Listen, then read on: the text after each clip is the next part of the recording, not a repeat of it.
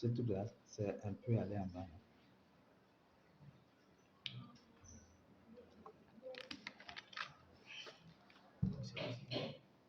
On va remonter ça légèrement.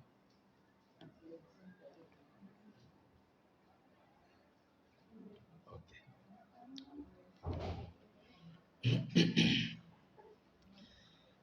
Isnom à vous. Isnom. Isnom.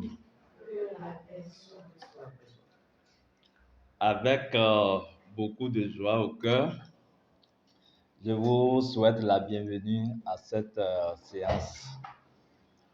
Et je vous remercie pour votre endurance parce que depuis le dimanche, dans une semaine, pour certains, la plupart de nous, pour d'autres, c'est depuis le 14, le jeudi passé, que ce marathon a commencé. Et avec le même engouement, avec la même vivacité, le même engagement, vous voici encore au rendez-vous ce soir. Nous allons à cette séance échanger un peu sur le chemin intérieur. Parce que quand vous commencez la spiritualité, on vous dira une chose essentielle, c'est que la spiritualité est un chemin personnel, individuel et intérieur.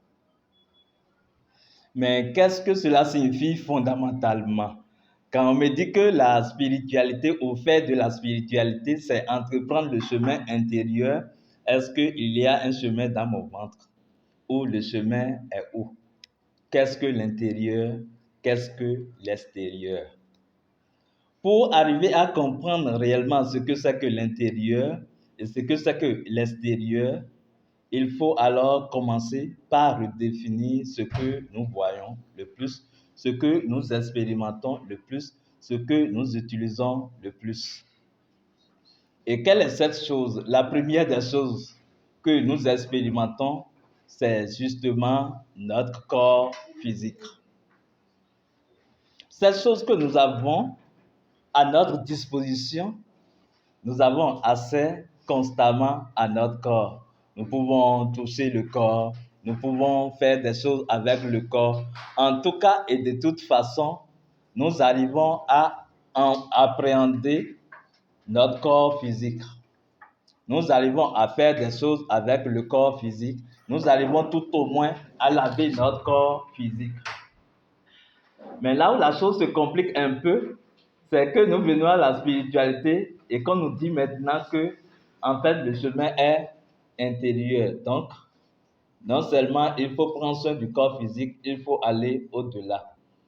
Si on nous dit que le chemin est intérieur et que nous avons l'habitude d'entretenir le corps physique ou bien de travailler avec notre corps physique et les choses qui nous entourent, ça nous fait croire alors, ça nous amène à comprendre alors que notre corps physique et tout ce qui est autour de nous est à l'extérieur alors. Donc on dira que le corps physique est à l'extérieur et que le chemin intérieur est quelque chose d'autre par rapport à ce corps physique. Cela pose alors une équation, c'est l'équation de l'intérieur et de l'extérieur. L'intérieur, c'est où?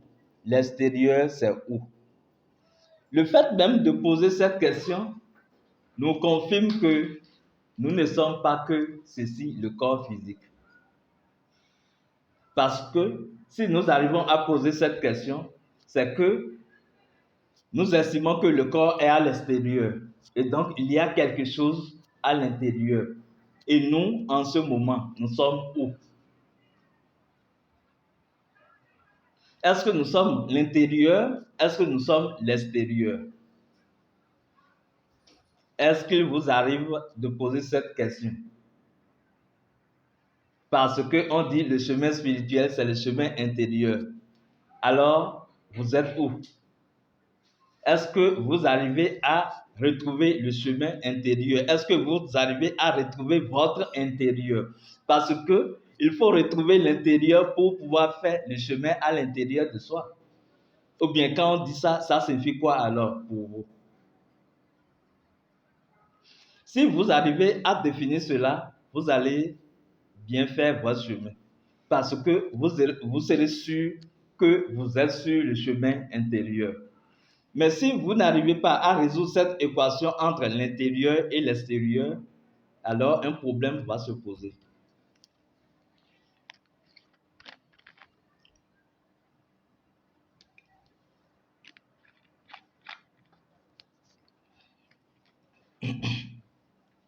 Et c'est là que les gens mélangent les pédales. Parce qu'ils n'ont pas défini ce que c'est que l'intérieur, ils n'ont pas défini ce que c'est que l'extérieur. Je vous dirai dès maintenant, alors que pour commencer le chemin spirituel et faire le chemin réellement, la définition de l'extérieur, c'est que l'extérieur n'existe pas, il n'existe que l'intérieur. Donc, parce que quoi? Le fait de dire que le chemin spirituel, c'est un chemin intérieur, amène les gens même à abandonner leur corps physique, à ne pas prendre soin de leur corps physique.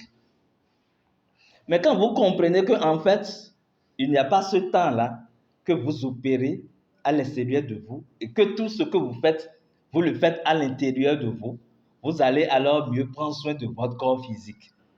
Et là, vous saurez que le corps n'est pas un machin, le corps n'est pas un diable, le corps ne vous conduit pas aux perversions, non. Le corps ne vous conduit pas, ou bien la matière ne vous conduit pas à commettre des péchés. Je suis désolé.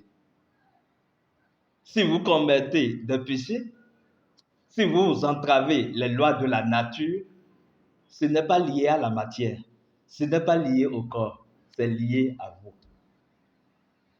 Parce que le corps, la matière est un outil. Et un outil ne peut pas vous dicter sa loi. L'outil est à utiliser.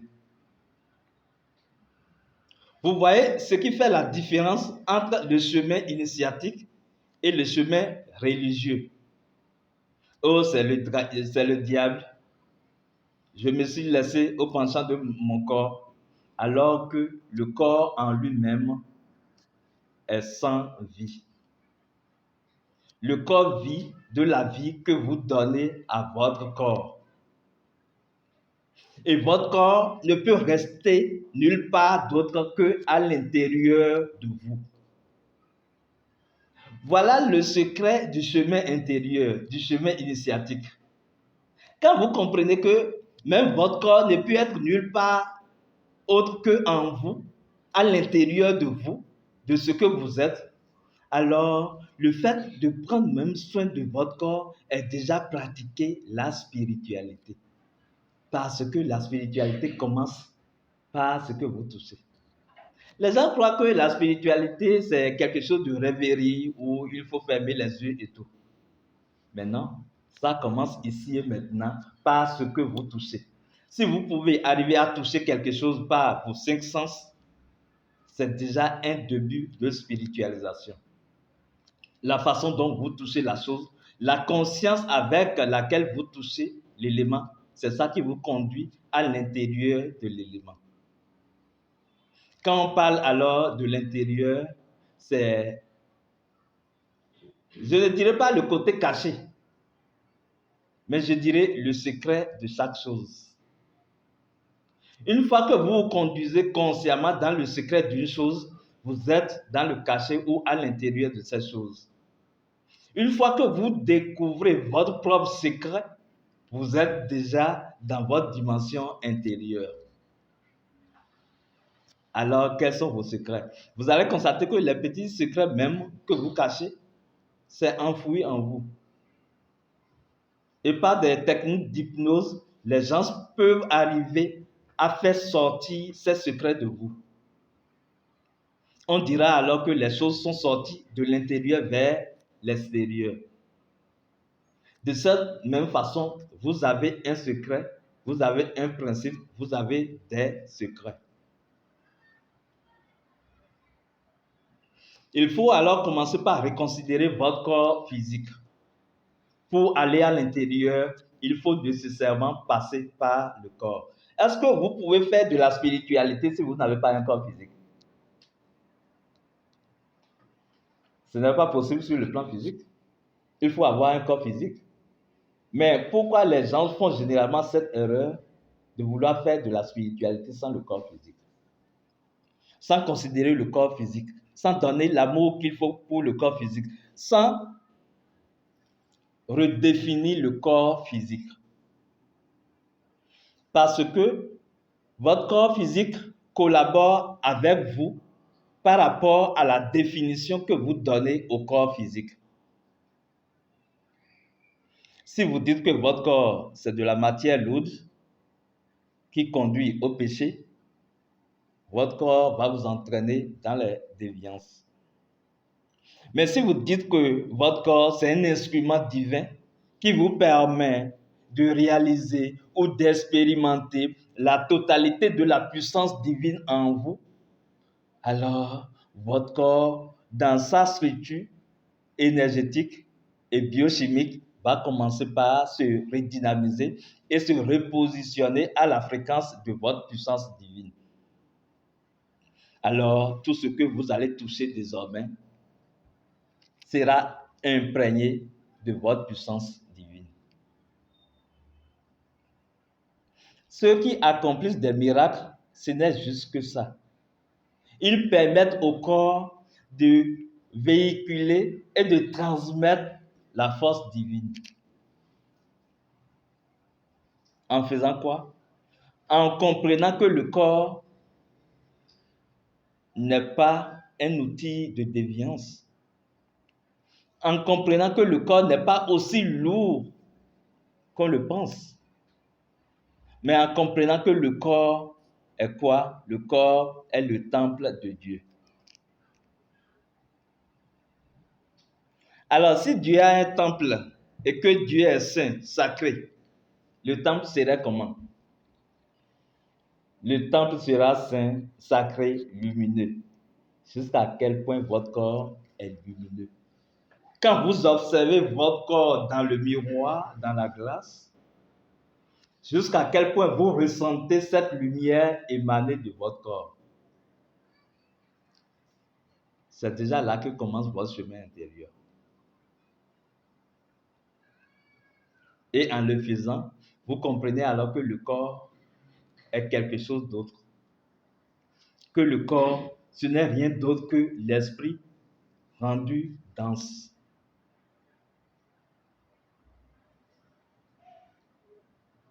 Alors, je pose cette question.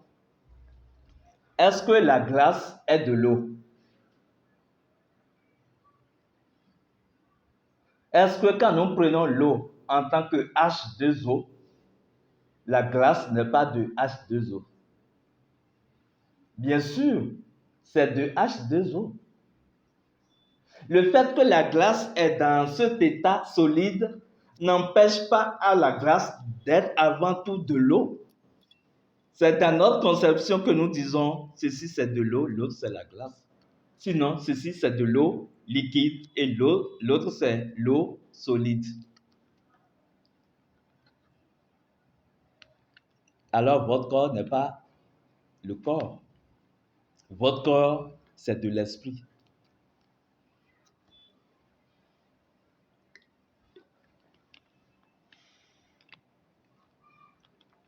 Est-ce que vous me croyez? Est-ce que vous croyez que votre corps, c'est de l'esprit? Si vous comprenez que votre corps, c'est de l'esprit, vous serez d'accord avec moi que votre corps est vivant. Et ce qui est vivant entend. Ce qui est vivant écoute. Comme ça, vous pouvez parler à votre corps. Si un jour vous commencez par parler à votre corps comme si votre corps était un ami ou bien votre enfant, vous faites déjà intensément de la spiritualité. Et vous serez surpris, étonné des réactions de votre corps. Quand vous reconsidérez votre corps comme ça, le corps va commencer par vous dire, dans son langage, ce qu'il aime et ce qu'il n'aime pas.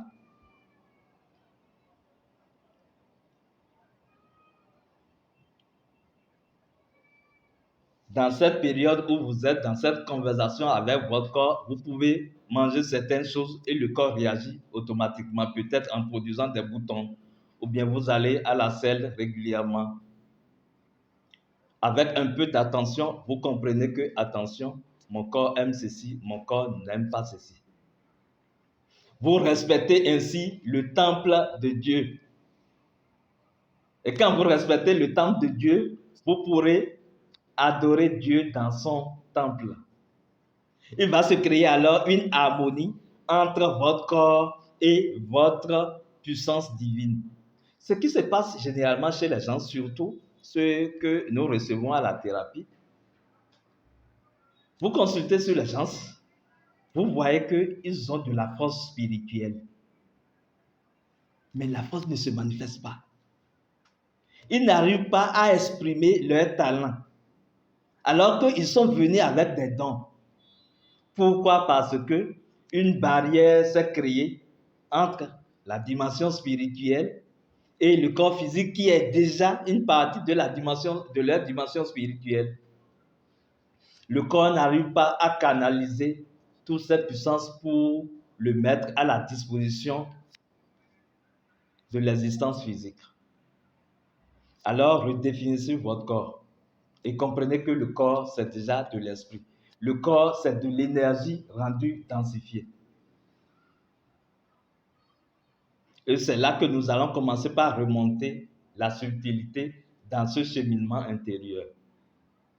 Parce que si nous considérons que notre corps physique ou le monde physique est déjà un niveau lourd de l'intérieur, nous ne disons pas que le corps physique est à l'extérieur. Nous ne disons pas que l'existence est à l'extérieur. Parce que quand on dit que l'existence est à l'extérieur, cela peut amener à commettre des désordres. Je prends soin de mon intérieur, mais je peux faire tout ce que je veux à l'extérieur.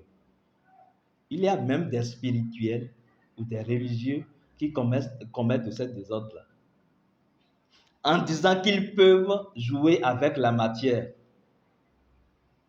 qu'ils peuvent changer les femmes comme ils veulent. Mais ils font tout ça à l'intérieur d'eux, c'est ça qu'ils oublient. Et ça crée alors un désordre à l'intérieur. Donc quand nous quittons le corps physique que nous touchons pour aller à l'intérieur alors, la première des choses que nous rencontrons, c'est quoi? C'est de l'énergie. Vous allez constater que quand vous commencez la spiritualité, on vous parle souvent de l'énergie. Quand tu as une situation à gérer, on dit que c'est une énergie qui a engendré cette situation-là. Mais qu'est-ce que l'énergie? L'énergie, ce n'est rien d'autre que ce qui se déplace, ce qui est en mouvement. Ce mouvement, ce déplacement peut être ouvert ou fermé. Mais l'énergie, c'est la vie elle-même dans sa dynamisation. Puisque c'est le mouvement qui a engendré votre corps physique. C'est le mouvement de l'esprit qui a engendré le corps physique. En passant par quoi? En passant par l'énergie. On vous dira alors que votre corps a une énergie. Les gens parleront également du rayonnement autour de votre corps. On parlera de votre aura. Donc, la première réalité à laquelle nous sommes confrontés, c'est le plan énergétique. Prenez soin de votre corps, prenez soin également de vos énergies. Vos énergies, vous avez une énergie synthèse, mais vous avez également des énergies particulières. Votre sexualité est basée sur une énergie fondamentale. Votre prospérité est basée sur une énergie. Votre relation familiale ou bien professionnel, tout ça est généré par une énergie. De telle manière que quand vous prenez soin d'une énergie liée à un aspect de votre vie ou existence, vous agissez alors sur cet aspect de votre vie ou existence. Vous devez prendre soin de vos énergies. Ce qui est intéressant dans la spiritualisation, c'est que une fois que vous commencez par prendre soin de votre corps et que vous commencez par entretenir vos énergies, le corps et les énergies vous conduisent au niveau de la dimension astrale. On parlera de la dimension des émotions, des sensations, des désirs, des images. Faire de la spiritualité, c'est également prendre soin de ces émotions. Si vous vous dites que vous êtes spirituel et vous êtes totalement déséquilibré dans vos émotions et qu'il faut une petite étincelle pour que vous vous enflammez, alors vous avez des choses à revoir à votre niveau. Sinon, votre spiritualité serait limitée. Vous ne pourrez pas conduire la force de votre esprit passant par vos émotions pour les manifester physiquement. Parce que pour arriver à utiliser toute la puissance divine sur terre, il faut passer par le champ des émotions. C'est pour ça qu'on parle d'émotions divines, les émotions qui sont liées à la joie, qui vous font ressentir bien en vous-même. Parce que c'est quand vous ressentez bien en vous, en joie, que l'esprit pourra travailler à travers vous. Ce sont les esprits malins qui travaillent avec ceux qui ne se sentent pas bien en eux-mêmes. Parce que la malpropreté attire l'obscurité et la propreté attire la lumière. Une propreté émotionnelle va vous connecter à la fréquence de votre être. Donc faire le chemin intérieur, c'est également prendre soin de ses émotions, savoir gérer ses émotions. Attention, je ne vous dis pas de refouler vos émotions. Je ne vous demande pas de ne pas manifester vos émotions. Parce que c'est très dangereux de ne pas manifester ses émotions. Ça devient comme une bombe. Et cela vous ronge à l'intérieur. Et ça peut ronger les gens autour de vous quand vous ne les manifestez pas. Mais quand vous manifestez vos émotions, au moins ça vous permet de vous libérer, de vous vider. Même sur le chemin spirituel, à des moments donnés, prenez votre chaise, asseyez-vous et pleurez. Quand vous avez envie de pleurer. Ce n'est pas mauvais en soi. Parce que les larmes sont l'expression des émotions de l'âme. Les larmes viennent de l'âme. Et le fait de couler les larmes, que vous les coulez physiquement ou pas, parce qu'il y a des gens qui pleurent sans couler les larmes. Une chose est sûre, vous vous libérez. Et à des moments donnés, c'est toujours bien de se vider comme ça. Mais quand vous finissez de le faire, reprenez-vous, retrouvez votre joie et continuez le chemin.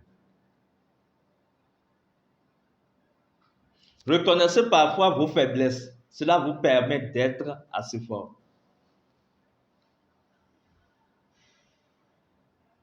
Donc, quand je dis prendre soin de ces émotions, il ne s'agit pas de refouler les émotions, mais il s'agit tout juste de constater vos émotions. La conscience a cette magie-là de réorganiser tout ce qui se trouve dans votre dimension intérieure. Si vous avez l'habitude d'avoir de la peur, d'être vraiment apeuré ou bien bougé, ému par des choses, il suffit à chaque fois que vous avez cette émotion de peur, constater. Ne refoulez pas. Il ne faut pas dire je n'ai pas peur. Généralement, quand les gens sont en colère et que vous dites tu es en colère, ils disent non, je ne suis pas en colère, j'ai plutôt raison. Je ne suis pas en colère, mais je suis en train de dire la vérité. Toi-même, tu ne vois pas. Regarde. Les émotions dérangeantes n'aiment pas qu'on les dévisage. Une fois que vous constatez que vous êtes en colère, ça va se passer très rapidement. Parce que la conscience est comme un projecteur qui envoie sa lumière sur la colère. Or, la colère, la peur, la jalousie et autres sont des émotions qui n'aiment pas qu'on les dévisage. Donc, commencez par être un peu conscient, par faire attention à tout ce qui sort de vous. Parce que ces émotions sont des productions de votre âme qui nourrissent en même temps l'âme. Vous ne pouvez pas, en train de vouloir donner de la nourriture lumineuse à votre âme et en même temps vous nourrir des émotions déséquilibrées. Sinon, il va se créer un mélange. Et vous pouvez avoir de l'indigestion. Ce serait comme faire de la salade avec de l'huile rouge. Il faut séparer alors. Vous prenez votre salade et quand il vous arrive de consommer de l'huile rouge, vous êtes conscient et vous réchauffez l'huile rouge pour que l'huile soit digeste. C'est de cette même façon, à la lumière de la conscience, vous prenez conscience de vos émotions. Ce que ça fait, vous savez, le mental vient en jeu et te dit, si tu n'es même pas en colère là, ils vont croire que tu es faible. Hein? Ils vont penser que tu n'es pas important. Ils vont croire qu'ils peuvent te malmener comme ils veulent. Mais ne rejetez pas le mental. Dites-lui, ah c'est ça, ok, j'ai compris. Et décidez de faire ce que vous avez envie de faire quand même. Libérez cette colère.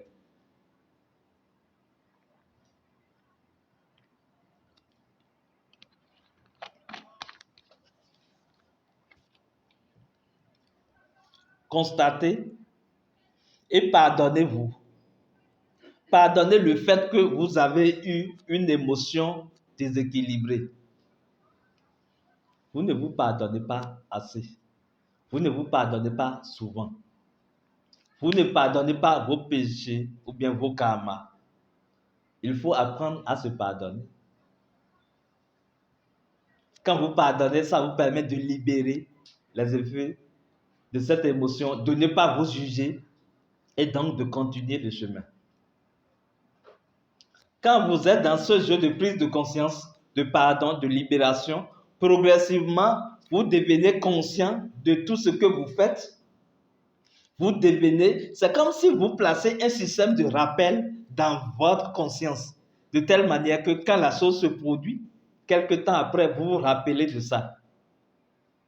Là, vous êtes déjà en plein dans l'éveil. Parce que c'est celui qui est éveillé, c'est celui qui ne dort pas, qui constate ses émotions et qui peut travailler pour améliorer ses émotions ou sa personnalité. Mais celui qui s'endort, celui qui est endormi, ne comprend même pas, ne sait même pas qu'il a de ces émotions. Vous savez, s'il vous arrive d'avoir de fortes émotions, ça veut dire que vous avez un grand dragon. Parce que les émotions sont en fait une force, une richesse de l'âme. Ça veut dire que vous avez la capacité de faire de grandes choses. Mais vous déviez l'énergie. L'énergie qui doit vous servir à vous rendre productif, à créer et recréer, refaçonner votre vie. Vous prenez cette énergie que vous gaspillez dans les émotions déséquilibrées. Vous allez constater que quand vous avez peur, c'est comme si de l'énergie s'échappe de vous. Vous allez constater que parfois quand vous êtes en colère, peu de temps après, quand vous voulez manger, vous mangez beaucoup. Il y a des gens qui gèrent leur stress comme ça. Hein. Cela m'arrive aussi. Quand je suis stressé, je mange jusqu'à ce que le vent soit vraiment lourd. Parce que le stress a besoin de vous pomper en énergie. Donc, il faut gérer ce plan. Après les émotions, nous avons le champ des pensées, des idées. Quelles sont les pensées qui vous animent souvent? À quoi pensez-vous pour la majeure partie de votre temps? À quoi pensez-vous? Je pense à ma maison, je pense à mon enfant, je pense à mon boulot et tout. Je ne parle pas de ça. Parce qu'une chose est sûre, vous aurez des pensées 24 sur 24. Mais les pensées que vous avez, est-ce que ce sont des pensées liées à la lumière, à la fréquence de l'amour, ou bien des pensées qui ont pour base la crainte, la peur, l'ignorance? Vous ne pouvez pas réellement filtrer ce à quoi vous allez penser. C'est difficile. Mais vous pouvez asseoir une base en vous de telle manière que soit vos pensées seront liées à la satisfaction, à la joie de vie, à l'amour, soit vos pensées seront déterminées par la crainte, la peur, l'incertitude. Et pour dépasser ce niveau, il faut retrouver votre identité. Il faut reconnaître qui vous êtes véritablement et qui vous êtes. Vous êtes la lumière de vie. Vous êtes l'enfant de la vie. Vous êtes en unité avec la vie elle-même. Et quand vous comprenez ça, ça vous donne une certaine confiance. Vous avez de l'assurance. Même si les choses ne marchent pas comme vous voulez, quand même, je suis l'enfant de la vie, c'est déjà un pas. Et cette confiance en vous-même, à la force universelle, va vous renforcer dans vos énergies, va vous amener à penser de façon bien, va vous faire rayonner au mieux. Il y a quelque chose que j'ai constaté, c'est que les gens ont facilement confiance en moi. J'ai eu à rencontrer des gens et qui, dans la même semaine, m'ont confié des millions à gérer. Et c'était pour la première fois que je touchais des grosses sommes comme ça. J'avais peur. Je me disais, mais qu'est-ce qu'il avait à me remettre tout ça? Parce que c'était du cash.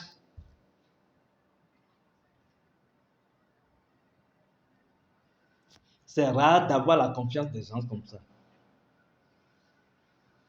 Et pourquoi ça se passe comme ça? C'est que j'ai confiance en moi.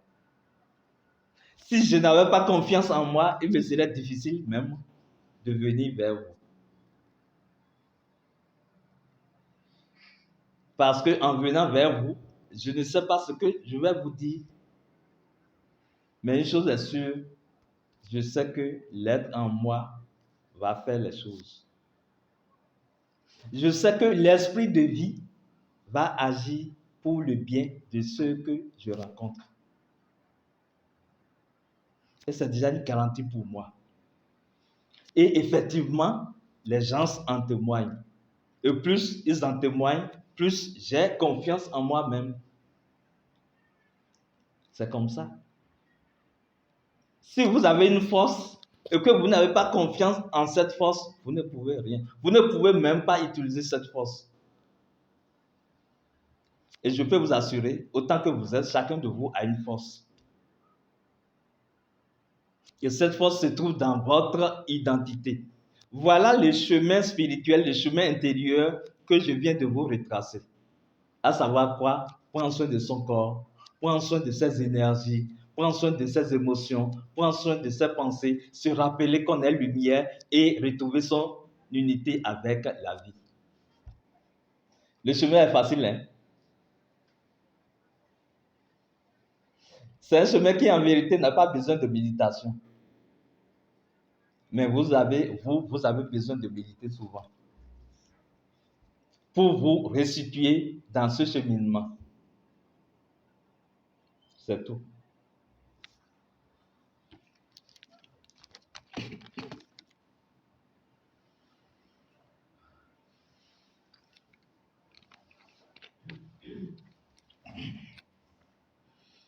J'espère que quand je bois de l'eau comme ça ne vous dérange pas. Ça vous donne le temps de digérer également tout ce qui se dit.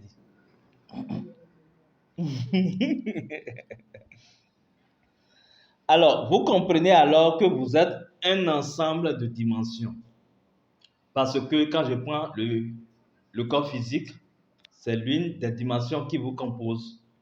Si je prends le plan éthérique, c'est l'une des dimensions. Vos émotions constituent déjà une dimension. Ainsi de suite. Et il se fait que c'est la vie elle-même que vous êtes, c'est l'esprit divin que vous êtes, qui par fragmentation, est-ce que c'est fragmentation, je vais dire, non, qui par densification a produit tout cela. On vous dira alors que si vous faites le chemin initiatique, le chemin intérieur, il vous faut remonter les différents carrefours pour vous unir à vous-même.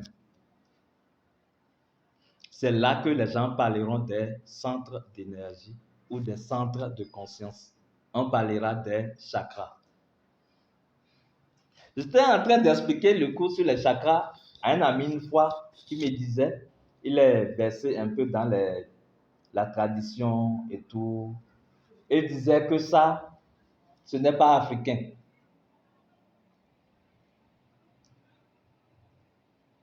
Faites attention à l'ignorance. L'ignorance peut prendre la robe de l'intelligence pour vous jouer des tours. On dit que la chose est liée à l'être humain ou même à tout ce qui est. Et toi, tu dis que ce n'est pas africain, que les Africains n'ont pas parlé de ça. Et quand tu parles, on dit que c'est du syncrétisme. Il faut faire attention avec ces mouvements spirituels ou religieux. Parce que c'est des formes de spiritualité ou de religion qui font développer l'arrogance mentale. Et l'arrogance éloigne toujours de la lumière. On te dit que la chose est en toi et que tu peux vivre ça. Et tu dis que non, nos ancêtres n'ont pas parlé de ça. Chakra, c'est un mot bouddhiste ou bien de l'Inde et tout. Est-ce que c'est le mot qui est le plus important? Ce n'est pas la réalité. Parfois, quand vous rencontrez des gens comme ça, ne parlez même pas beaucoup. Pas parce que vous n'êtes pas humble, hein, mais laissez l'intéresser dans son monde. Parce que généralement, c'est un cocon et les gens se referment dedans.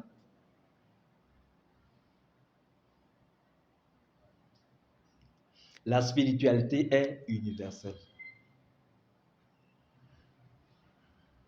Et quand on est intelligent, même si c'est l'autre qui a développé le bien, tu prends. Ça fait quoi? Ça ne t'empêche pas de demeurer ancré dans ta culture. Ou bien, les gens prennent la culture qu'ils confondent avec la spiritualité. L'esprit est universel.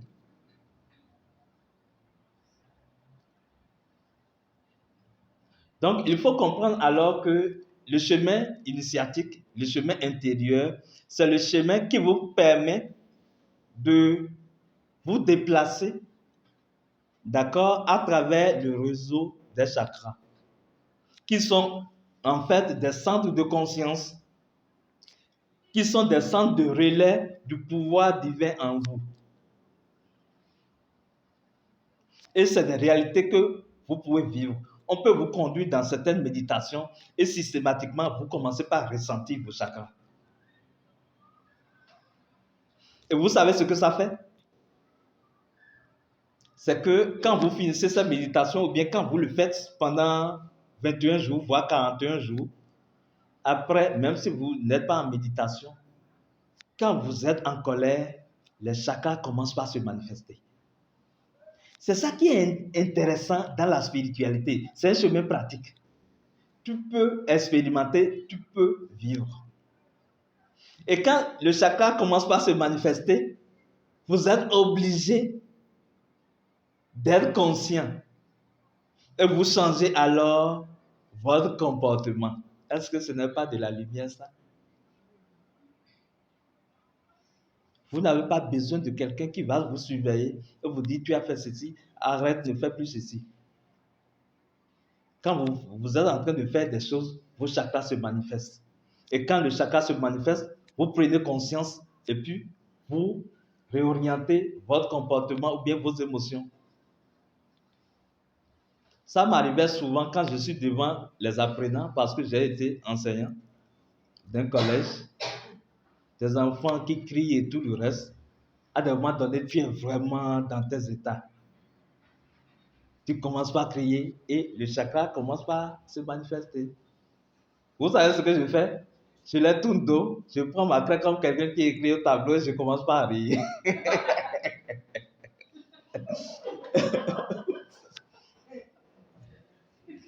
Et parfois, ils me surprennent.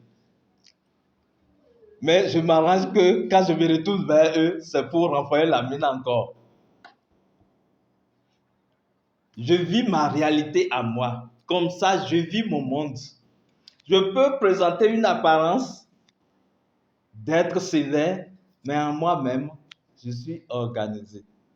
Et j'ai des centres de relais qui me rappellent à chaque fois quand je rentre dans des déviances. Il vous faut donc étudier les centres d'énergie pour le cheminement intérieur, le cheminement initiatique. Ce sont ces centres d'énergie qui vont vous rappeler en fait le travail que vous avez à faire avec votre corps, avec l'énergie, avec vos émotions et tout le reste. De façon symbolique, les centres d'énergie sont alignés au niveau de la colonne vertébrale. Ils sont dans le plan subtil, mais ont des répondants glandulaires dans le corps humain. Les gens comptent généralement 7 chakras majeurs, mais nous parlons de 9 chakras majeurs. Il y a 2 chakras qui s'ajoutent. Du fait que les chakras sont dans le plan invisible, tous les chakras majeurs ne sont pas représentés sur le corps physique. De la base vers le haut, alors, nous avons le premier chakra, le chakra de base, qui est le Muladhara chakra. Il vous faut connaître tout au moins le principe de ce chakra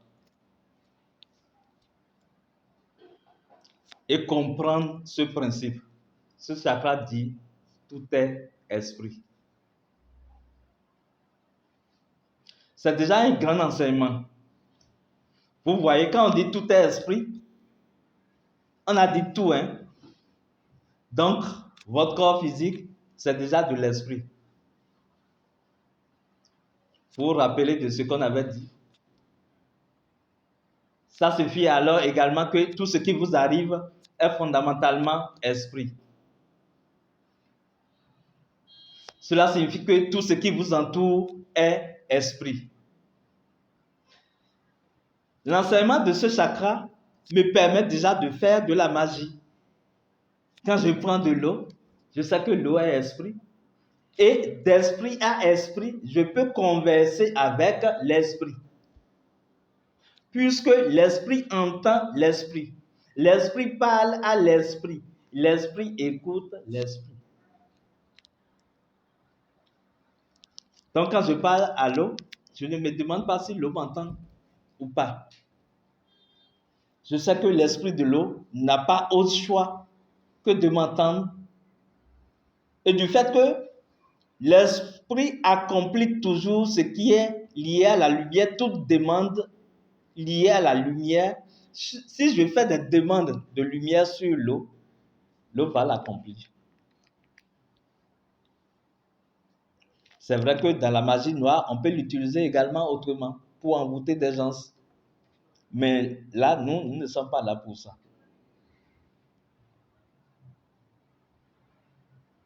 Ce chakra vous demande alors de considérer toutes choses comme esprit, de respecter l'esprit en toutes choses.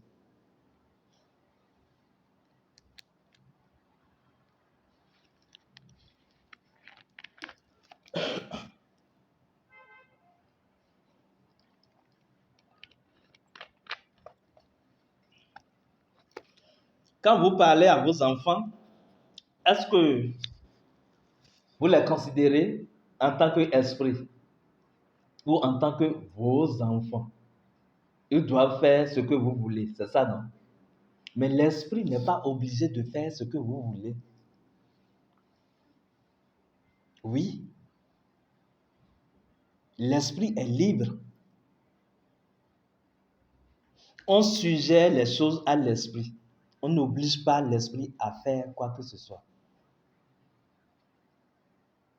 Vous proposez, l'esprit comprend le bien fondé et l'accomplit.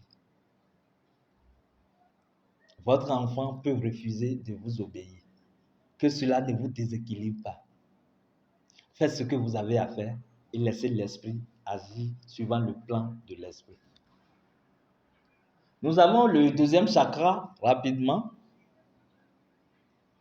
qui est le Swadhisthana chakra, le chakra mère, le chakra qui dit que tout est sacré, tout est saint.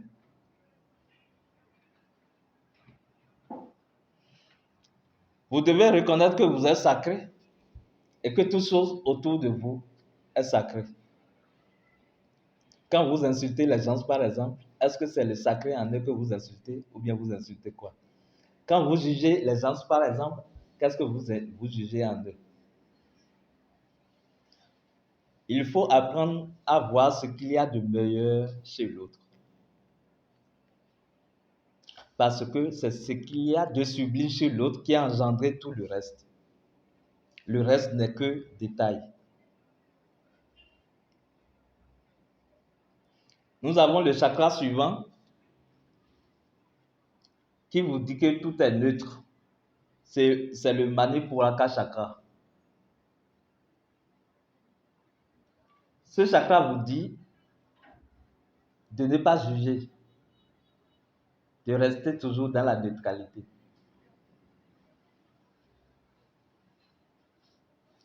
Parce que quand vous jugez, vous serez jugé.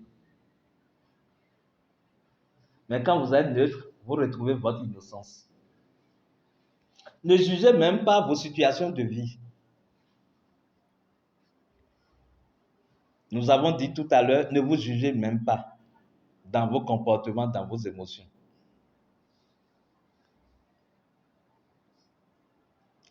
L'enseignement de ce chakra vous dit également que du fait que tout est fondamentalement neutre, vous pouvez donner un rôle, une fonction à chaque chose dans votre cercle de conscience. Ceci, c'est le mur. Mais moi, du fait que c'est neutre, je peux me dire, bon, à partir de cet instant, c'est le mur, mais en même temps, c'est un système de protection pour moi. Et comme ça, vous installez alors un système de protection dans votre local. Le mur va vous protéger physiquement et spirituellement. Parce que du fait que tout est neutre, quand vous donnez un nom à une chose, votre esprit valide.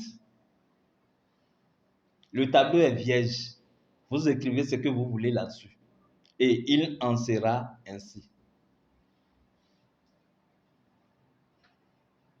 Mais l'autre côté de cela, c'est que chaque chose qu'on vous donne, par exemple, ou que vous achetez, c'est fondamentalement neutre, n'est-ce pas? Mais l'autre qui l'a utilisé ou bien qui l'a touché peut déjà l'orienter. Donc, quand la chose vient à vous, il vous faut reconsacrer. Vous neutralisez, c'est nouveau à vous, et vous donnez maintenant vos impressions ou intentions. C'est déjà ça la consécration. Vous rendez la chose sacrée dans la conscience parce que la chose est neutre. Il faut consacrer tout ce qui vient dans votre cercle de conscience. Vous achetez votre véhicule, consacrez votre véhicule. Même un habit, un vêtement consacré.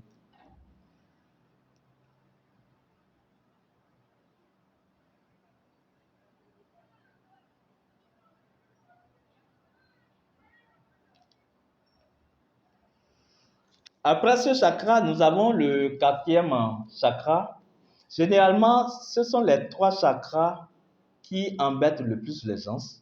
Parce que quand vous ne dépassez pas ces 3, il vous sera difficile d'accéder au pouvoir divin. À savoir, il faut travailler, rediscipliner son corps parce que le premier chakra est lié au corps physique. Il faut travailler ses énergies. Les énergies sont liées au 2e chakra. Il faut travailler ses émotions. D'accord? Le 3e chakra est lié aux émotions. Quand vous arrivez déjà à maîtriser vos émotions, vous êtes au-dessus de la mêlée, puisque vous tombez dans l'amour divin. Le 4e chakra vous dit alors tout est amour, c'est le Anahata chakra. Tout est amour. Ce chakra vous dit de faire tout ce que vous faites avec amour. S'il n'y a pas de l'amour dedans, ne le faites pas. Parce que ce que vous ne faites pas avec amour vous détruit. Vous êtes des fils d'amour. Même si vous devez sourire, souriez avec amour. Évitez les sourires hypocrites.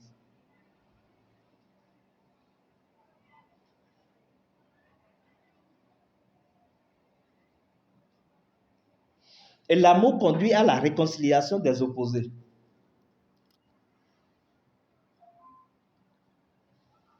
Je l'ai dit ici, l'autre fois, c'est que vous devez vous aimer, mais vous devez aimer également les autres. C'est une obligation. Aimer ne signifie pas nécessairement qu'il faut collaborer avec les autres.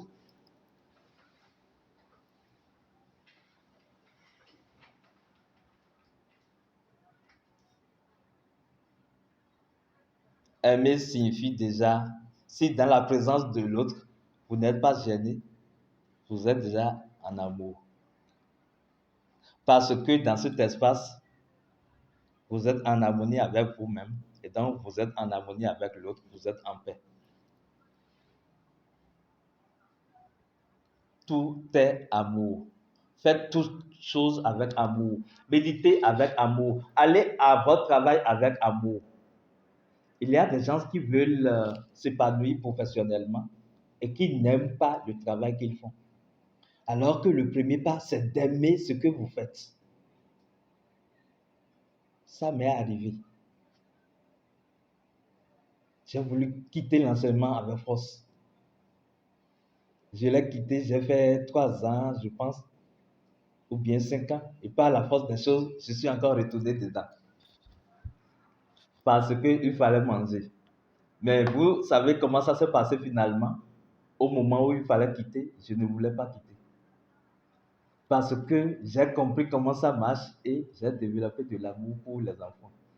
Je ne voyais plus les autorités de l'école et tout le reste, mais je voyais désormais ces âmes innocentes qui ont besoin de moi.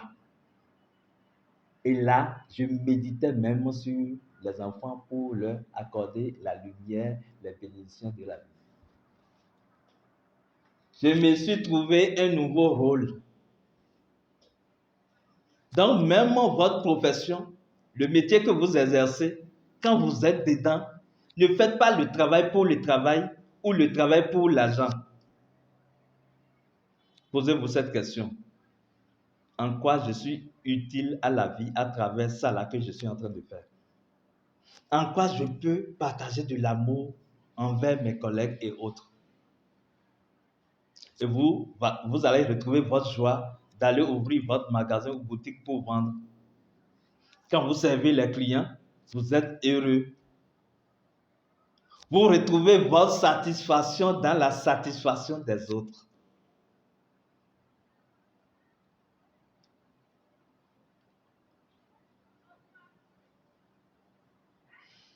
Ce chakra vous demandera de vous libérer d'une chose, c'est la souffrance.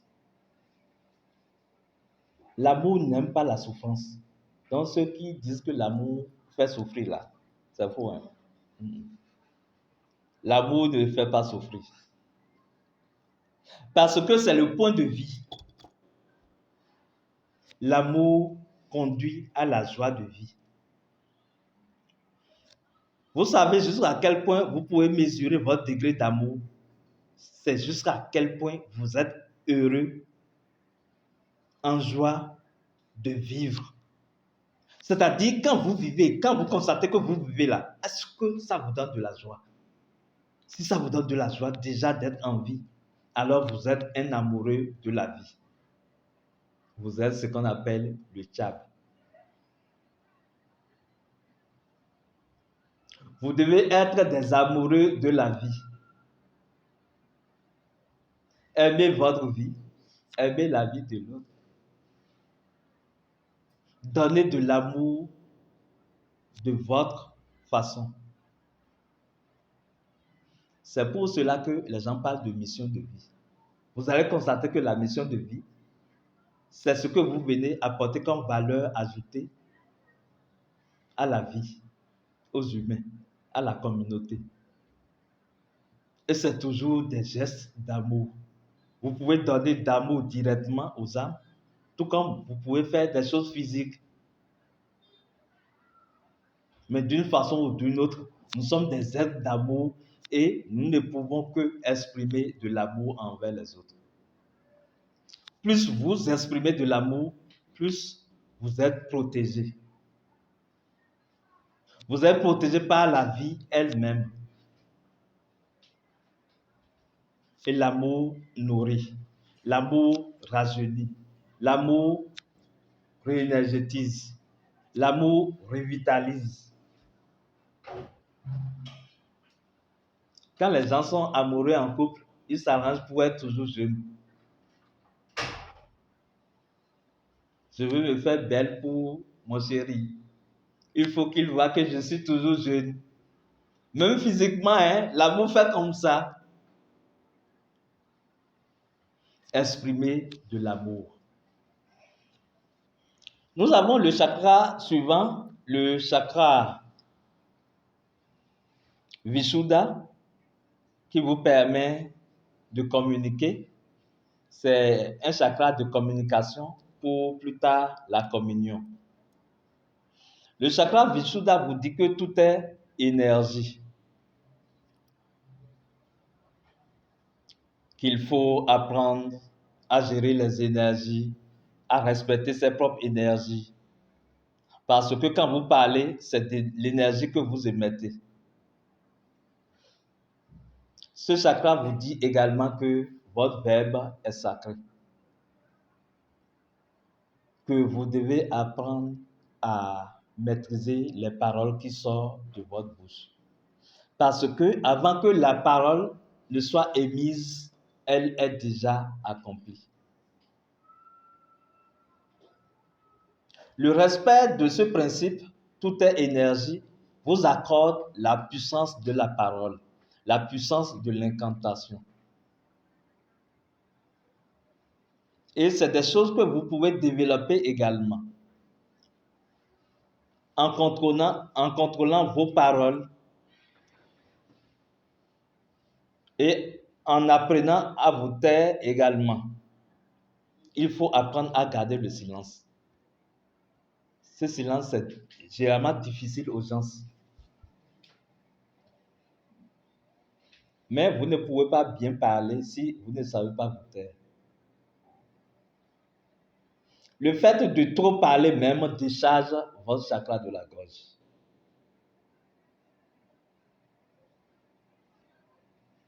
C'est le chakra qui vous permet de créer. C'est le centre créateur supérieur. De créer facilement. Parce que ce chakra est lié au mental. Or, tout l'univers est mental.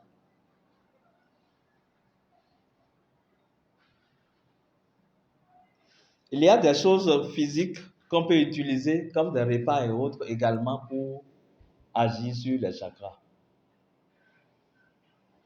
Agir positivement tout comme négativement.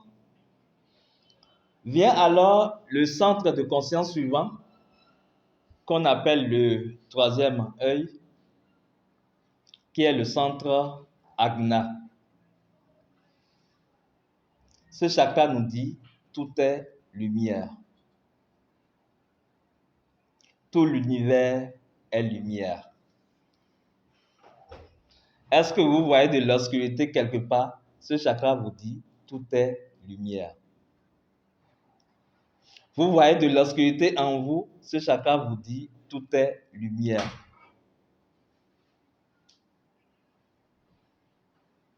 Mais comment se fait-il que les humains n'expérimentent pas constamment cette lumière? C'est par choix.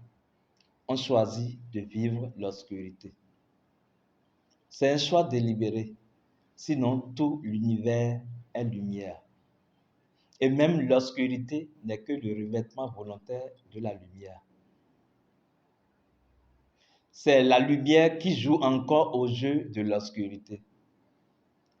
C'est pour cela qu'on vous dira que personne ne peut avoir d'emprise ou bien de force sur vous, à moins que vous donnez autorisation à l'intéressé. C'est votre pouvoir, une parcelle de votre pouvoir que vous accordez aux autres et ils prennent cette parcelle de pouvoir pour agir sur vous.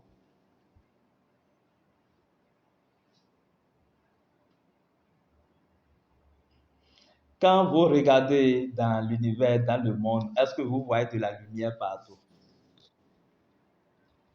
Et celui qui voit de la lumière ne critique pas. Il peut faire des constats, donner son avis, mais pas passer son temps à critiquer, à insulter. Tout l'univers est lumière. Et ce n'est que la lumière qui éclaire. Ce n'est que la lumière qui va éclairer votre chemin. Vous comprenez alors pourquoi nous avons adopté la lumière. Parce qu'il n'y a que la lumière qui permet de voir. On ne voit pas dans l'obscurité.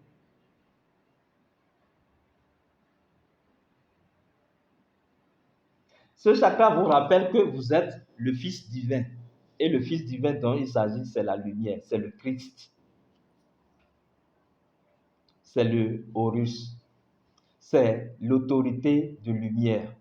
C'est en cela que nous nous disons, je suis l'aigle royal. Cela vous rappelle votre autorité. Cela vous rappelle que vous êtes autorité de votre dimension spirituelle. Et on continue en disant, je suis la lumière flamboyante. Vous êtes la lumière qui transcende l'obscurité. Et en tant qu'autorité de lumière, vous pouvez donner l'ordre en disant Isnom, que la paix soit. C'est une formule extrêmement magique, plus puissante que les mantras.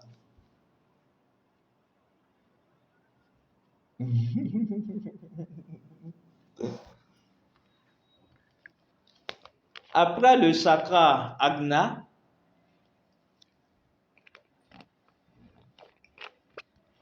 nous avons le Sarasara chakra, ou chakra suprême, qui retourne toute chose à l'unité. Là, on dit tout est accompli. tout est unité. C'est le chakra qui vous unit au Père. Vous n'êtes pas séparés de lui, il n'est pas séparé non plus de vous. C'est la fin du chemin.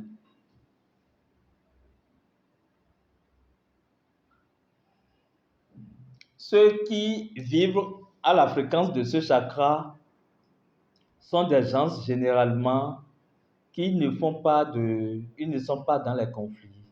C'est des gens qui sont dans la paix, qui aiment la paix, qui génèrent la paix, qui cherchent à créer de réconciliation, en tout cas créer la paix partout où ils passent. Parce que l'être est en paix et le Fils également doit générer de la paix.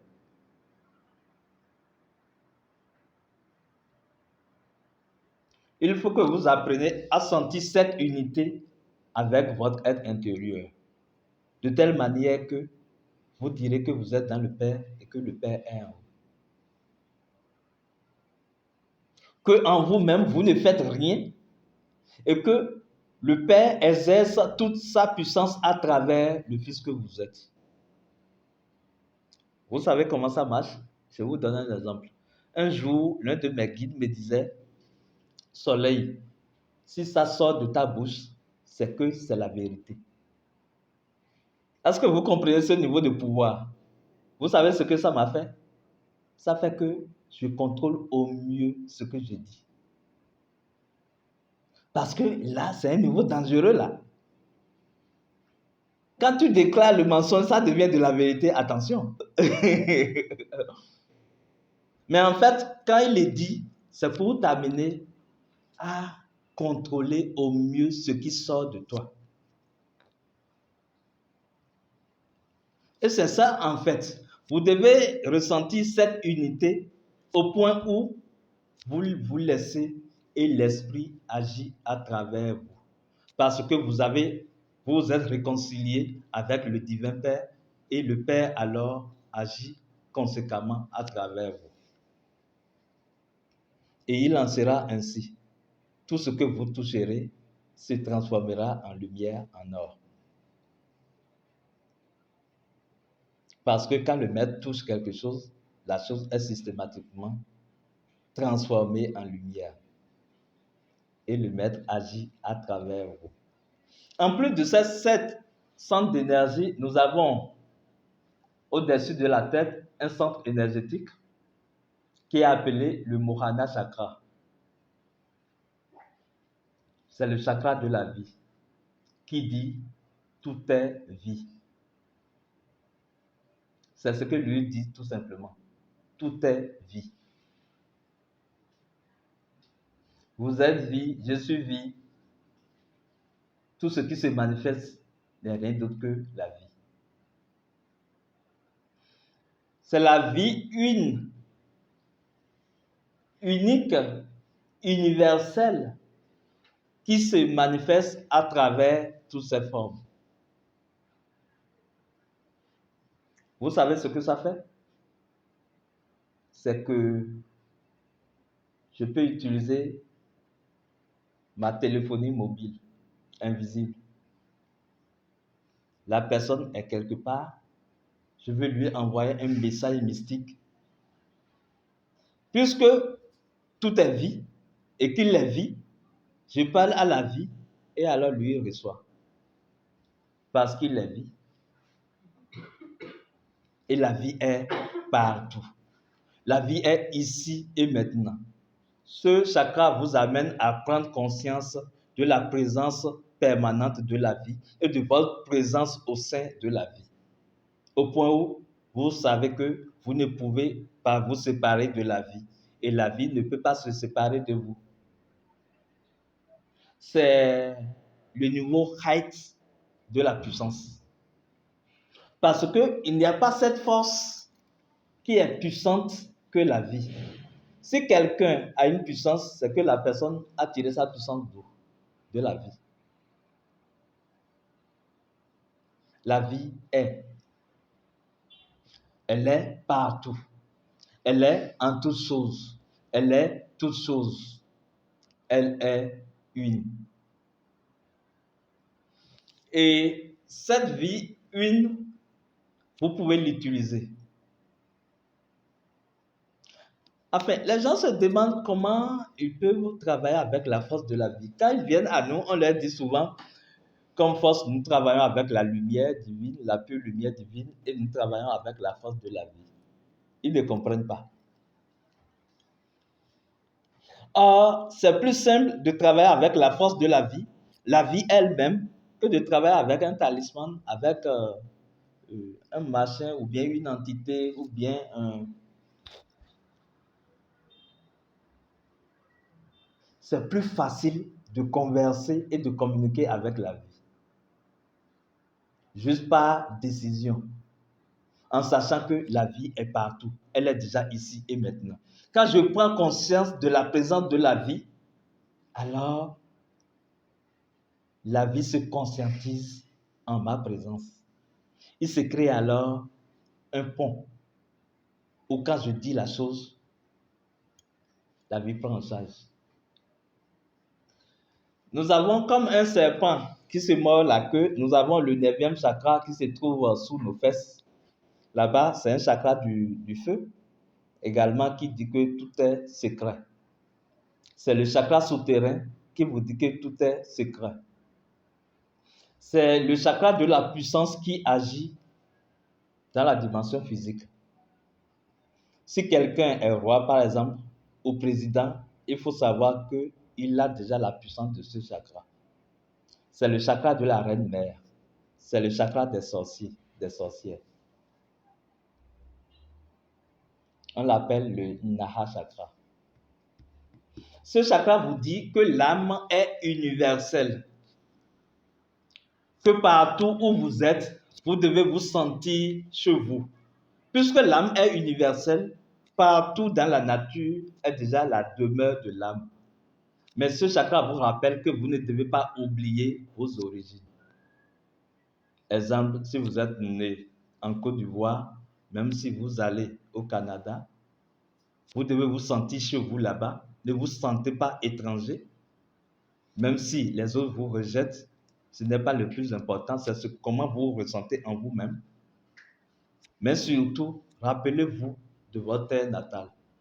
Rappelez-vous de vos origines. Rappelez-vous de vos parents. Rappelez-vous de vos frères. C'est ce que ce chakra vous dit. Et apprenez à aller dans le secret des choses. Voilà donc en résumé sous forme de chakra ce qu'on appelle le cheminement intérieur. Quand vous avez tous ces enseignements et que par votre énergie Kundalini, qui est l'énergie serpent, on devrait parler de la chose, vous remontez tous ces centres d'énergie, étape par étape, vous libérez les puissances divines en vous. Et on dira alors que vous avez fait le chemin intérieur. Le chemin intérieur, c'est le chemin à travers le réseau des chakras. C'est ce que la Bible ou les chrétiens appellent les églises. Quand on parle des églises de l'Apocalypse, par exemple, ce sont les chakras. Et quand on prend chaque église, ce qui a été dit sur chaque église et qu'on vous explique, vous allez voir que c'est ce qui se passe au niveau de chaque chakra. Quand Jésus disait, c'est Jésus qui disait ça, non? Ou bien Moïse. De même que le serpent a été élevé, le Fils de l'homme sera élevé. Des trucs comme ça. Également, l'histoire du buisson ardent, tout ça, c'est lié au chakra. C'était Moïse. Bon, je ne suis pas trop... Même Jésus l'a évoqué. Hein. Même le premier miracle de Jésus, c'était quoi?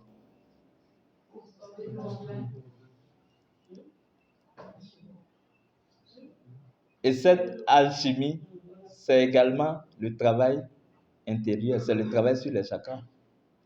L'eau symbolise quelque chose, le vin symbolise quelque chose. Et tout ça, c'est le chemin intérieur. Ce n'est pas à l'extérieur, en fait. Mais il peut y avoir des scènes à l'extérieur qui correspondent à la chose. Vous vous rappelez de ce qu'il a fait avec la jeune fille samaritaine, au niveau d'un puits, tout ça c'est lié au chakra.